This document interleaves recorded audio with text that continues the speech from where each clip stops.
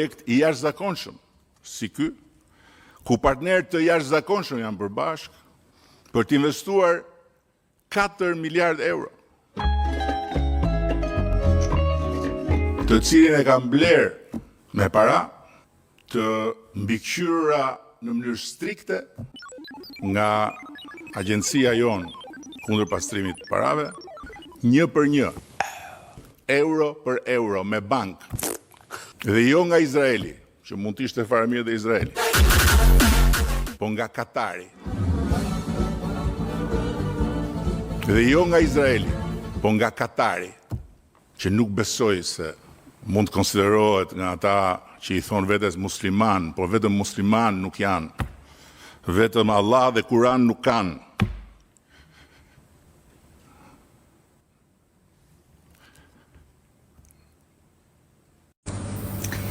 More Edi Rama. E di shumë mirë se si ndihesh në këto momente. Në një krah, ke bosat e tu. Shefin e madh, Netanyahu, dhe në krahun tjetër, shqiptarët që po qohen. Por midis këtyre dy zjarreve, frika jote më e madhe është se ky bukurosh i Izraelit ta ka tërheq fundën si një bebi vogël. Pst, thot. Shkoj e bëj një fjalim që Sharak ati e preki në zemër se shqiptarët e kthejnë pllakën shpejt. Janë mësuar. Edhe ti ulesh atje si hipokrit që Sharak edhe kujton se ne do të besojmë. Ore mua nuk më shqetëson kjo gjë. Ne dim të lexojmë. Ne nuk kemi pozitën për shtetin tuaj, por ne nuk jemi ignorant. Ne nuk jemi të marrë.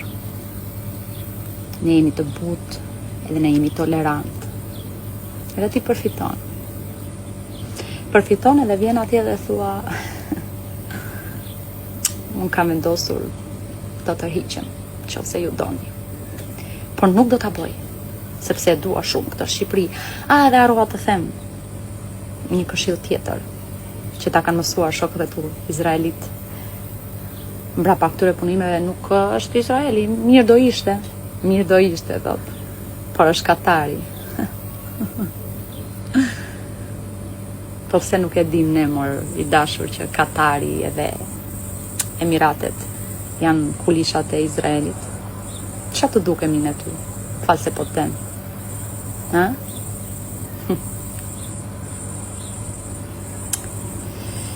E di kush është e keqja më e madhe? Se edhe po të thyesh qafën dhe të ikësh andej nga ke ardh, ti e ke futur Shqipërinë në një rrugë pa kthim. Ditën që ke futur ato njerëz këtu, nuk kanë për ta lëshuar më Shqipërinë kur. Dhe unë me keqardhjen më të madhe e them që është vetëm fillimi. Edhe ajo gaza që shikonim në lajme ne dhe thoshni me një keqardhje falso, duke filluar nga vetja ime, sepse kur nuk e përjeton një gjë, nuk e se si ta ndjesh në lëkurë. Sa gjuna të shkretët fëmijë.